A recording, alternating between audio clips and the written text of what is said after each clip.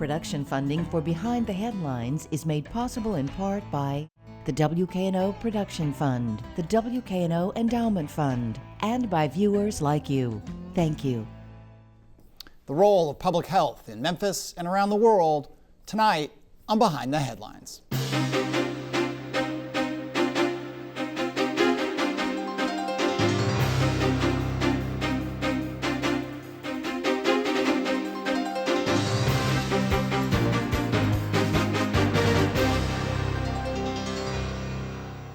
I'm Eric Barnes with the Daily Memphian.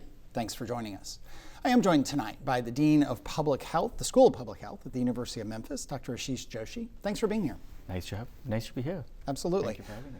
Along with Bill Dries, reporter with the Daily Memphian. We'll start really big. We'll talk about some of your history. We'll talk about all kinds of things around public health and what it means. But I actually want to start with your definition, your quick, definition of when you say public health, what does that mean to you? Health for all. Health for all. And that's the most easiest way to communicate what public health is. And that health is a fundamental right for every individual. So I think to me what it means is that we all need to take care of our own health, irrespective of what area of focus we are in, what discipline we are working in. We can be a lawyer, we can be a physician, we can be a journalist, but we need to be responsible for our own health and how best we can deliver that health. So I think in a very layperson language, I would say public health is for all. Yeah. The notion of public health was obviously elevated to everyone's the top of their list some 5 years ago at this time. Mm-hmm. We were doing shows virtually by Zoom and fighting bandwidth and power and cameras. And you were in New York at that time, which was really a hotbed of COVID outbreaks, and we're working in public health there at the City University of New York. How has that changed the whole notion of public health in this country and around the world, the ramifications, good and bad, and everything in between from COVID and the pandemic? Thank you, Eric. This is a very important question. I think I'll give you three clear points of what has changed. One, we are all interconnected. And I say the word, a lot of people use the word local versus global. I use the word glocal. So it's a global world. I think COVID has shown us one thing, that it's a global world. What I mean to say is something that is happening in one part of the world is impacting anybody else. Second, public health is not my business. It's not the case. That has changed. It impacts economy, it impacts trade, it impacts health of the people, it impacts employment, it impacts everything. It impacts academic learning. A lot of students could not go to the schools. They had virtual, so it impacts everything. So that's the second. The third thing is, I think, the importance of data and evidence, and how do we really respond to bring more objectivity to the field of public health. So if you really ask me from the local to regional to the national and the global lens, I think those are the three pillars. Let me bring in Bill. And talk a bit about those three pillars.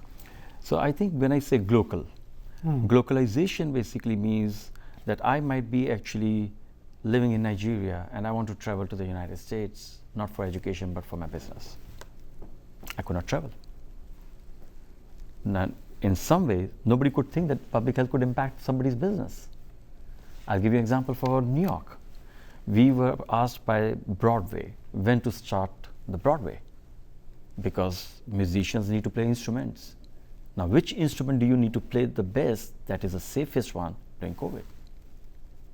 Nobody thought that public health is going to be integrated to Broadway. Mm-hmm. So to me, that's the definition of globalization. That's a big change, huge change actually. The second thing is, which I mentioned to you, is like sensitization, the importance of public health to a common person. Nobody thought, like, people knew medical, they knew physician, they knew nursing, they knew allied health, they knew radiologists, technicians, but public health could impact day-to-day life is not. For example, people had to stay back into their homes. So how do you basically cater to the healthcare delivery services? Students were not able to come to the schools, kids were not able to come to schools, virtual learning. But those who do not have access to the internet, digital platforms, how do they get connected? So I think social connectedness was a big problem. So yes, physical distancing was a key, but social disconnectedness was an important element. And that was impacting everybody. I'll tell you at the relationship level, parents could not visit the kids could not visit the parents. So I think public health became into light a lot more. But what also brought the challenge, which Eric, you asked, was misinformation about what is causing, what's happening, what's right, what is wrong. So I think that's where the role of data and objectivity comes in. And I think public health tried to elevate itself and must elevate itself to bring more objectivity and bring more data into decision making. So I think those are the key pillars of responding through these three pillars, what I feel. Right. And those sound very easy, but during the pandemic and in its aftermath, they weren't. Yep. They weren't at all. And we continue to have that Yep. discussion about public health. Where do you think we are at, especially with what is happening at the federal government level on this? So I think, let me say this way, public health, as I mentioned to you, is focusing on helping people to prevent the disease and promote good health and well-being. That's kind of the underlying premises of all who are in the field of public health are focusing on. That's one. The second component becomes is, what are the things that are priorities in terms of what we need to address? I'll give you one example of that, for example. And coming to Memphis, if I take a living example of that, let's say the challenge of obesity when I came here, the challenge of crime, the challenge of like substance abuse. That's a problem to me. It's an output, it's an outcome. But what is causing that is the root cause. So the root cause is, do the youth know what public health is? So I'm coming to your answer, but I'm giving you an example on how to demonstrate that. So let me say, they say, oh, what do you think Memphis has a problem? Yeah, obesity is an output. It's an outcome. It's not a cause. Yes, it's a cause for diabetes and cardiovascular diseases, but what is causing obesity? Lack of sleep, not eating healthy, not doing the physical activity. So I'm glad to tell you how we are addressing that now. We are the only school of public health in the nation and in the globe that has established public health clubs in the high schools. Create documentation, evidence, quantifiable, that shows that intervention at a young, early level could actually impact obesity. So I think what is really needed is reimagining of public health to respond to some of the things that are happening. Not to reinvent, but to reimagine. Second, for too long, I would say, in my view, we've been identifying problems, but the problems have been there for too long. We need to come up with solutions. So solution-centric approach. And I'll give you another simple example of that. We are also the first school of public health in the nation and in the world that has brought public health education to the high schools. We are the only school in the country and in the world. So I think if we start to reimagine public health, that it is not just looking at the lens of disease, that okay, we need to now manage obesity, now we need to manage cardiovascular diseases, but look at what are causing them.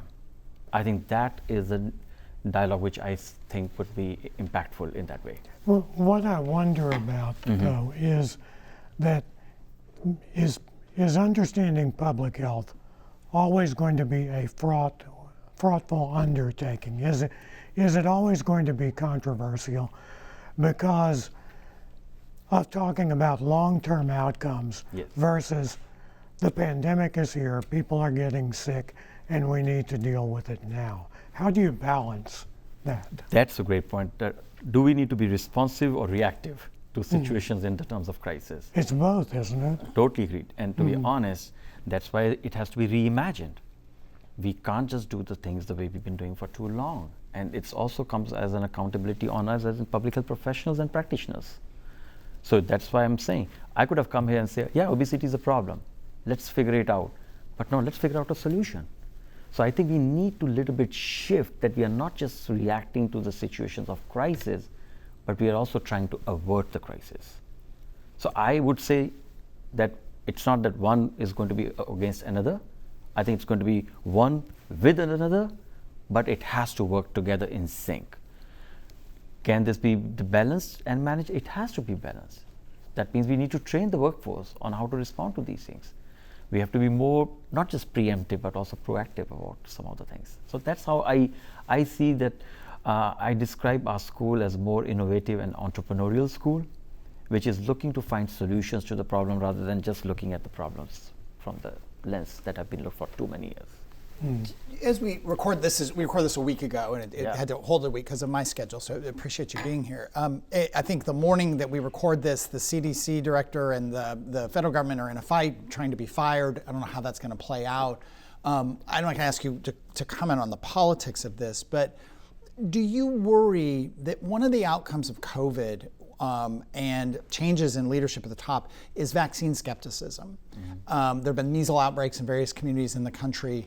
And where, in your mind, does vaccine skepticism come from? I mean, it seems pretty clear the science is pretty overwhelming, the benefits of measles vaccines, of the COVID vaccine, of all these things. The science, you talk about data, pretty overwhelming, but the skepticism is not insignificant. Love the question. It's not the data, it's the communicating the data. It's a communication. How do you communicate the data into a meaningful way that is understandable to a layperson? I can't go and explain science to the layperson. I have to translate the science into practice to make it understandable. So yes, we are, and that's where the health literacy comes into the play. It's not about just being educated, it's about being health literate. I can give you an example. Most of us know that if we do physical activity, we are going to be healthy, right? But how many of us do that? There's sufficient data to support that.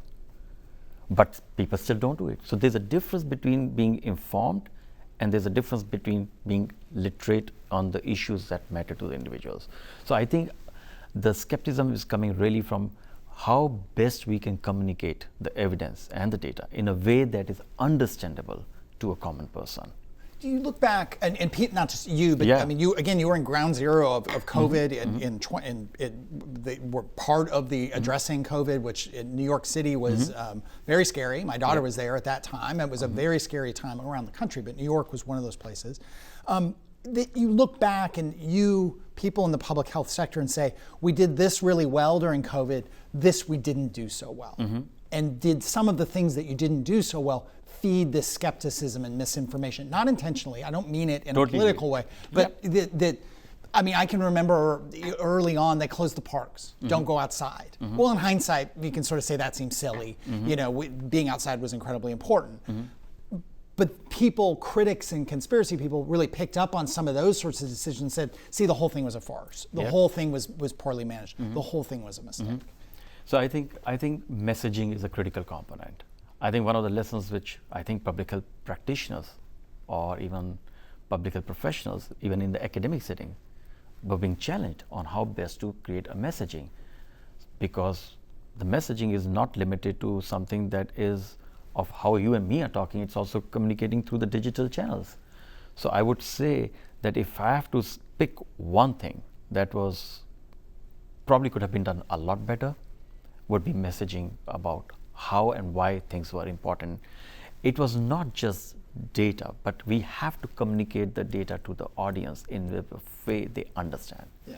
That's I think where the skepticism was coming from. Do you also, before I go back to Bill, do you also think, I mean, one thing people picked up on is that when the messaging changed and the rules changed, and the people, I think, you've got Dr. Fauci, you've got other people who said, well, we were adapting to a worldwide pandemic and trying to adapt to the data and realize, yeah, we didn't need to close the parks, we just needed to make sure people were, appropriately distanced, or et cetera, et cetera.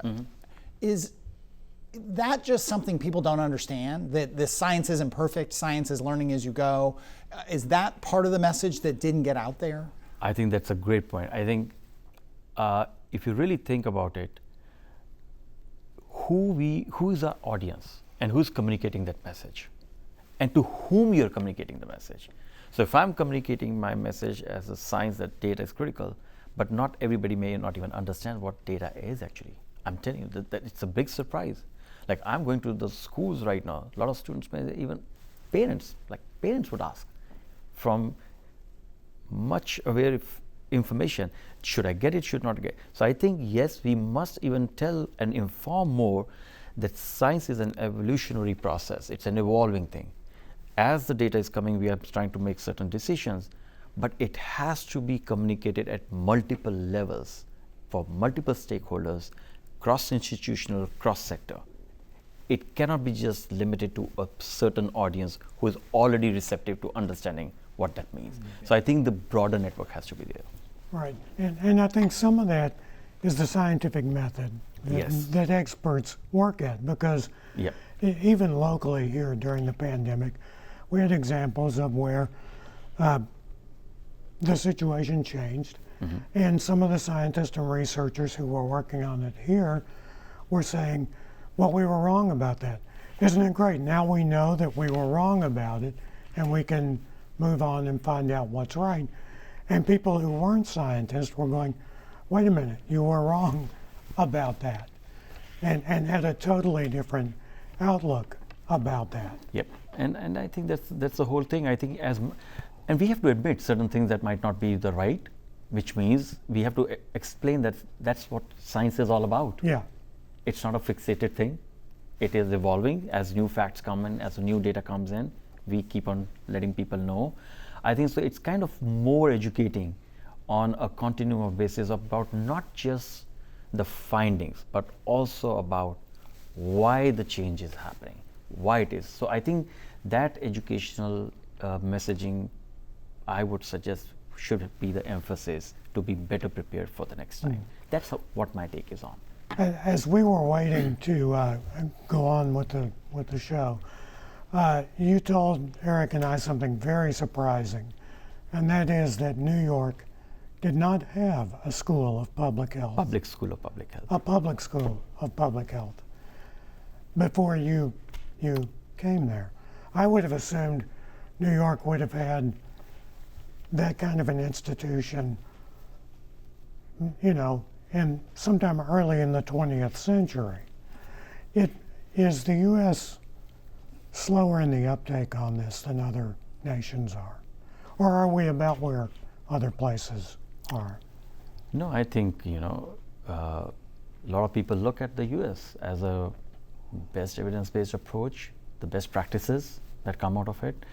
But I also mentioned that the word is globalization, so I think in public health we have to take the best solutions which are available across different parts of the world and see what works in our context and what in our context can work in other people's context. So I think I view that the solutions that are best, the world is not very different in terms of some of the public health challenges that we see. So if you really look from the public health lens, whether it's a problem of substance abuse happening here, or it's a problem of crime which is happening, or it's a problem of food insecurity that is there, or obesity or diabetes, hypertension. It's a problem which is worldwide. But some things that might be very applicable to our context could be easily replicable and reproducible to the other parts of the world. Something that is going better there, how do you bring that over here? I think that's where the intersectionality of local to global comes in. So I would say that there are plus and things to be learned about to make them better. And that's where our school is trying to focus on, get the best practices, bring the data, bring the evidence, make our students trained on how to distinctly make an understanding what is right information versus what is misinformation. So train them to be prepared to these challenges. So that's how I would view it. So I think it's not like we are lagging behind or somebody else is doing better. I would rather put it in this way, that there are a lot of good things that we are doing, and there are a lot of good things that are happening around the world. How do we bring them all together and see what fits into the best context where we are? So it's the experts who have the knowledge, but it's also more than that. It's what you do with the knowledge, right? It's about the application of the knowledge. Another aspect, you mentioned a bit of this in the COVID context of the social disconnectedness and the outcomes of that, with kids being separated from one another in school, people in workplaces, families being separated. On the one hand, there was a huge spike in clearly of mental health issues during COVID, and substance abuse issues probably is tied to that. Since COVID, one thing that's interesting to me is it seems like there's so much more discussion about public health, mental health, in a much better way than there used to be. It isn't a dark secret. It isn't an embarrassment. You can't turn a podcast on without getting an ad for a telehealth, online-based therapist. There's just so much more conversation about it. People talk about an epidemic of loneliness, particularly among men, and that has become part of the conversation. Is that a shift in the time you've been in public health where you've talked about exercise, you've talked about food, we've talked about vaccines, but that mental health is a part of this? Because if you're not in a good place mental health, you're not going to eat right probably, you're not going to sleep right probably, you're not going to get out and exercise probably. Eric, thank you so much for bringing that question up. Actually, I'll give you this way. So our curriculum that we have established for the high schools is built on 4 pillars. One is called C, which is coping. A, adaptability. R, resilience. E, empathy. It's a care approach. So if we are going to talk about mental health, how do you cope with complexities, uncertainties? A, adaptability. How do you adapt to the situations that you are not prepared for? How can you be resilient, and how can you be more understanding on how to respond and cope? The reason is, yes, mental health and well-being has been a big, big problem. And I would say that got more triggered with COVID. But it was there. It was there. Yeah. It was there. It was almost, I don't want to say it was a good thing, but it was almost like we talked about it a whole lot more. It's more evident. Because it was so prevalent. And it became more evident, and there was more emphasis, more focus, more talking about it. But as I said to you, in public health, our focus cannot be just on how to just manage mental health, but also to look at what is actually causing that. So I think what we are really focused, think of a way. I can be a student in a school, I am going to my high school, I am struggling, I just don't know how to cope with it. Where to go? What do you do with that? We wait till the person responds in different ways to those crises, or we actually go there early and identify what the challenge is and try to see if there's something which can be modified around that environment, and then make it a better situation for somebody to go around. So I think that's where I see that the role of public health is to look and make a paradigm shift on not just talking about managing things, but also creating enough evidence and repository that what is actually working for the root cause analysis of that, brings that narrative more and more about that. A high school student, if I may just add one more thing. Sure. Yeah. A high school student not always is going to come to the career in public health. They might go into something like a business, engineering, information systems, anything. But they need to learn, they need to know how to cope, they need to know how to adapt, they need to know how to be resilient, how to be empathetic. So I think these are the 4 pillars to no matter if you have prepared that kind of student or youth in that way, at least they are better equipped to respond to those things. So yes, we are looking at providing more care to the people with mental health issues, but at the same time, we also have to have another aspect of layer that talks about what we can do to prevent that from happening. And to recognize it. So I think it cannot be just a singular approach. It has to be a multifaceted, multidimensional approach. It's an ecosystem. So we have to look things from the systems approach rather than just from a singular lens. We've just got a minute left here, and I could ask about one thing I'm curious about. You talked about weight, and this we could do a whole show on this. Is GLP drugs like Ozempic and so on is a kind of a remarkable change in terms of addressing people's weight, and some we kind of saw it originally where people maybe were doing it more for aesthetics. I don't know how to put that, but more and more people taking GLP drugs. Is that, from your point of view, a good thing, or it isn't really addressing the root causes of obesity? I would say, I wouldn't say whether they're good or bad, but I would say this way. We want to address the issue of obesity.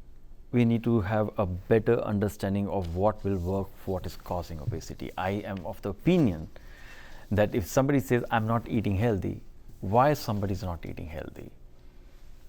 We just need to know. If somebody says, I don't like to sleep late night, you can't be eating healthy and not sleeping well. I think it's a shift in how prevention and health promotion has to be done that actually really creates individuals more sensitization to the field of public health. So I think I feel that to address these broader things, we need to go more early and more to the root cause analysis of that. That is all the time we have this week, but we appreciate you being here for a thoughtful conversation. Thank you, Bill, as well. But again, that is all the time we have this week. Last week we had a show. If you missed any recent shows, we had a roundtable discussion about all kinds of things going on in the city. You can get that at WKNO.org or on Daily Memphian or YouTube. Also past shows on MLGW, Early Childhood Education, Memphis Shelby County Schools, and so on. But thanks very much, and we will see you next week.